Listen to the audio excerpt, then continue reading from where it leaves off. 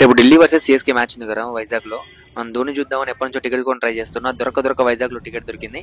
So physical ticket తీసుకోవడానికి అయితే మనం వెళ్తున్నాం, ఎక్కడికి గ్రౌండ్ దగ్గరికి వెళ్తున్నాం. ముందు రోజు మాత్రమే ఫిజికల్ టికెట్ ఇస్తారంట, మ్యాచ్ రోజు ఇవ్వరంట. అందుకే ముందు రోజు ఒక రోజు ముందే వచ్చాం.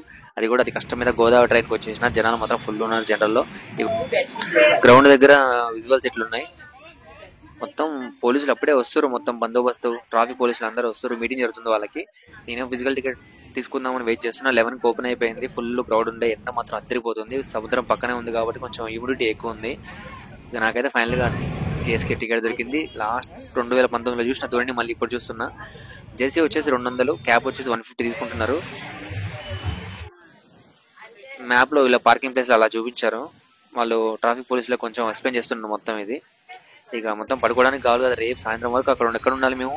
ఆర్టీసీ కాంప్లెక్స్ దగ్గర మంచి డార్మెటరీ దొరికింది. ఇక్కడ ఏసీ ఉంటాయి, బెడ్స్ 200 తీసుకుంటారు.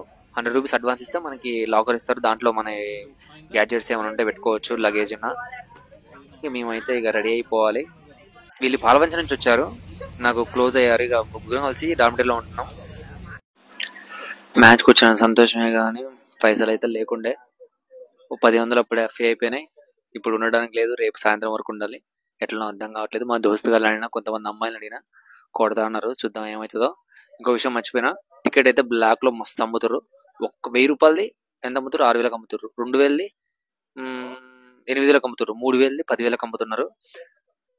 ఘోరంగా నడుస్తుంది బ్లాక్ దందా అక్కడ. అంటే టికెట్లు కొన్నోళ్ళు అమ్ముకుంటున్నారు, మ్యాచ్ ఇంట్రెస్ట్ లేని వాళ్ళు కూడా అమ్ముకుంటున్నారు. ఇది కథ. ఇంతటితో అయితే కంప్లీట్ అయిపోయింది. రేపైతే మ్యాచ్ లో మళ్ళీ కలుద్దాం. సబ్స్క్రైబ్ చేసుకోండి, లైక్ చేయండి, షేర్ చేయండి, సబ్స్క్రైబ్ చేసుకొని సపోర్ట్ చేయండి. Thank you so much. ఇట్లో మీ పవన్, ఫేమస్ మ్యాన్ బాయ్స్.